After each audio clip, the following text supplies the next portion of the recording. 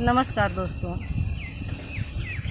मैं एक भोजपुरी लोकगीत लेकर आई हूँ जिसमें एक औरत जिसका पति परदेश चला जाता है और संदेश नहीं मिलने से वह दुखी है और एक राही से जो परदेश को जाता है अपना व्यथा सुनाती है। तो आइए सुनते हैं। हरी मोरे गईले हो पूर्वी बनिजिया से, हरी मोरे गईले हो पूर्वी बनिजिया से, नाही भेजले चिट्ठी ना संदेश हो विदेशिया, नाही भेजले चिट्ठी ना संदेश हो विदेशिया।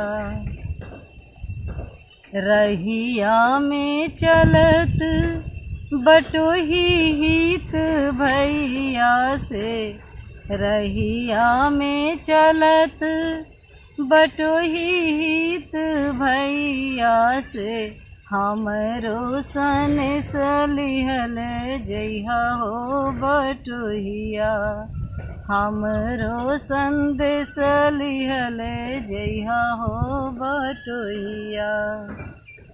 हमरो सनेस हमरी हरी आगे कहिहा से, हमरो संदेश हमरी हरी आगे कहिहा से, धानी तो हरी खोजली सनेस हो विदेशिया, धानी तो हरी खोजली सनेस हो विदेशिया।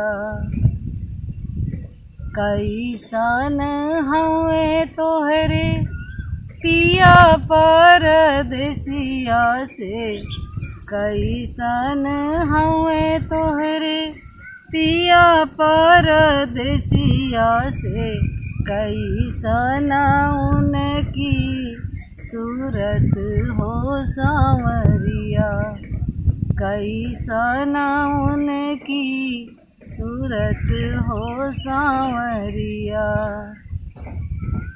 अखियात हवे उनकी अमवा की फरिया से, अखियात हवे उनकी अमवा की फरिया से, नकिया सुगनवा के ठोर हो बटोहिया, नकिया सुगनवा के ठोर हो बटोहिया।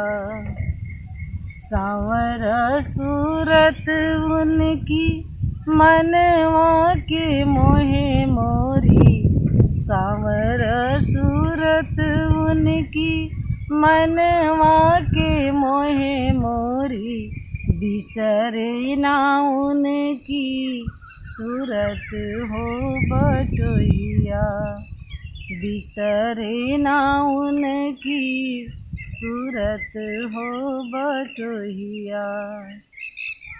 दोस्तों, अगर ये मेरा गीत पसंद आए तो लाइक और सब्सक्राइब करें तथा कमेंट में अवश्य बताएं। धन्यवाद।